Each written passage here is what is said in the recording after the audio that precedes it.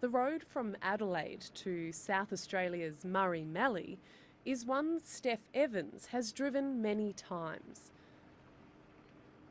More than 30 years ago, though, this was an unfamiliar landscape. And this city girl was setting off into the great unknown. Desperate, divorced, and unemployed with a 3-year-old son, she was running away. I'd spent quite a few years feeling quite miserable about my life and where it was going, which was nowhere. And I needed to take myself out of a domestic violence situation, which I'd been in for a very long time. So, I saw this ad in the stock journal and I thought, gee, that looks exciting. The job was grubbing out mallee stumps. Applicants needed to bring their own equipment. There was no money in it, but they could keep the wood. I hadn't had any experience with farming. I'd never had any experience with tractors or trucks or yakka cutters, and I had no idea what the job entailed or what they were talking about. I'd never heard of Galga because that's where the job was. Steph Evans wasn't who the owner of the sheep and grain property pictured turning up. Well, I found out from the farmer what we needed. We needed a truck to cut the stumps. We needed a 3-pole linkage tractor and a yakka cutter. A yakka cutter, what is that? Okay, I was told Tintinara is an engineering firm at Tintinara that makes them. So I ordered one. Steph and 3-year-old Carl moved into an old house on the farm, ready to start work. Oh, the house. Oh, I fell in love with it straight away. So this is it? Yes, this is it. Is this what it looked like when you yes. got here, similar? Yeah, exactly the same. Nothing's changed. Maybe a bit of paint. Wow. We had kerosene lanterns, a kerosene fridge outside Dunny, no power, and we used to boil water in a copper for washing dishes and for having a bath.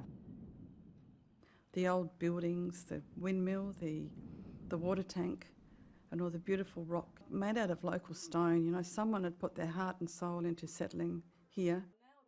The farmer had some rabbit traps, and we had them running around here, and it wasn't going to cost us a cent to eat them. So the farmer showed us how to trap a rabbit and learning how to gut a rabbit and leave the kidneys inside and then skinning them. Her employer, Stanley Evans, moved off the farm years ago, and his son Warren took over. Yeah, I'm a 4th generation pioneer of the area. I've been farming here for 41 years since I left school.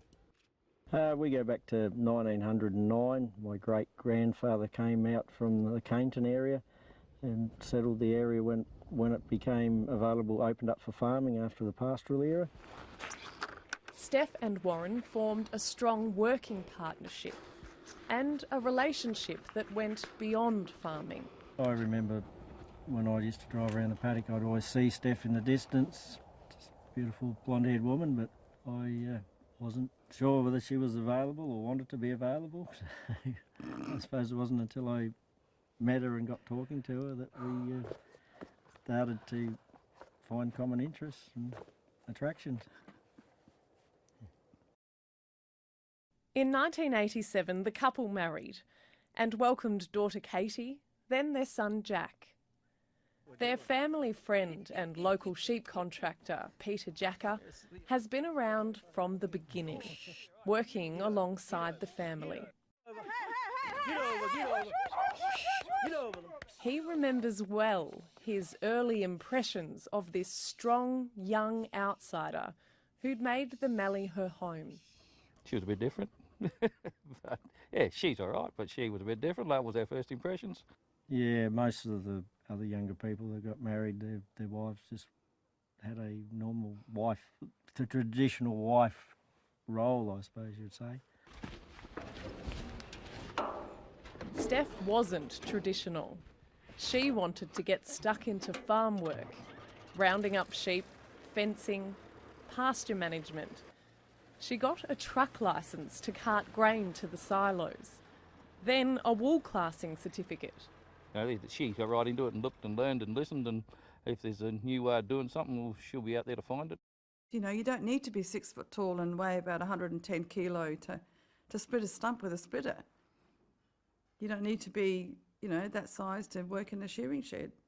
You don't need to be a big person to drive a truck or drive a tractor. Here we go, guys. Nice fresh rabbit stew. The kitchen was still Steph's domain, especially at shearing time, when rouseabouting and wool classing had to be balanced with cooking up a feast for the shearers. Look at that. And all unexpected visitors. So do you still get a bit of rabbit stew, Warren? No, we don't get it that often now because we've done such a good job of controlling the rabbits with our land management group that they're quite scarce around here now. 2, 4, 6, 8. Bog in, don't wait. While she thinks nothing of digging out a troublesome tree stump, outside the farm gate she sat on a pile of committees, from land management and school groups to the Country Women's Association. She's written a book about the local Aboriginal heritage, been the footy coach, the school bus driver, and a justice of the peace. I don't know how Mum fit everything in. For me, growing up, Mum and Dad were the farmers. They both did the farm work. We had a tractor that had a big bench seat on it, so I could take them out for 2 or 3 hours, and they'd take a snack with them, change a nappy, and they'd go to sleep in my lap on the bench seat. And that would give Stephanie a chance to get stuff done that she needed to do. By the age of 40, what she decided she needed to do was become a teacher. Altogether, it took me 16 years part-time, because then there was family, there was the committees I was involved with, and work on the farm majorly. The work had to be done, and then I did my study late at night. I did it on weekends. Warren would take the children off to sport on a Saturday, and I'd have all day Saturday to get my assignments done. But having worked so hard to get her degree, after just 8 years on the job, Steph gave up teaching. As always, the farm took precedence. You know, it was so hard, and there's so much we needed to do. We needed to split off a lot of paddocks, put in more water points, run more sheep, to do some holistic farming. The Mallee landscape is as brutal as it is beautiful. Steph Evans has never had an issue with hard work, but when it comes to nothing, that's when it hurts.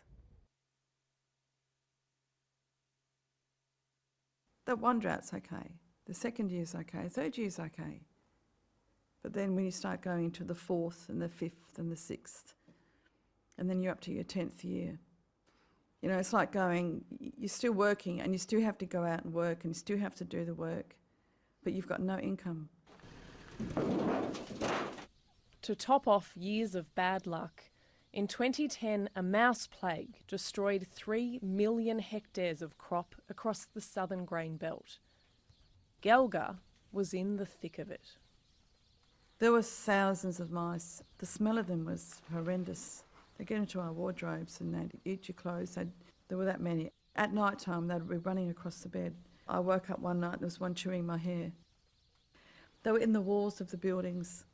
Just need to slap the wall of the building and tick, tick, tick, tick, tick, tick, tick, tick, when there's mice running around.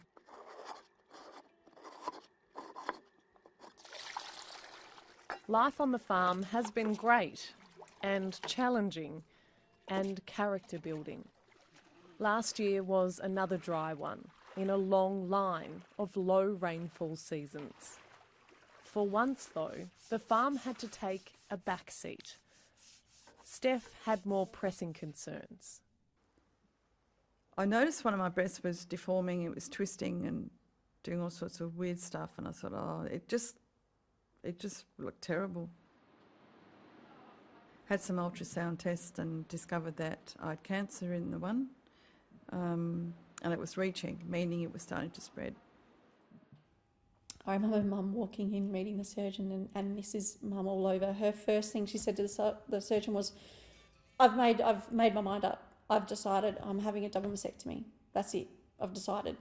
And the doctor's gone, yep, cool. Let's do the consult first and then we'll talk about treatment. We shore our sheep and finished them about 2 days before her operation in July. So then I just went to Adelaide, was there waiting for the end of the operation. How are you, Dr. Colliers? Stayed 2 or 3 days after the operation until she got out of hospital and could stay with our daughter. And then I came home just to make sure the place was still here. And then I'd go back again for a few days, and I'd come back for a couple of days. And we did that it was about 5 weeks. All right, good. Well, look, I'm very pleased. We're now ready to proceed with the next stage of your breast reconstruction, and that will involve removal of your tissue expanders through little cuts on the side.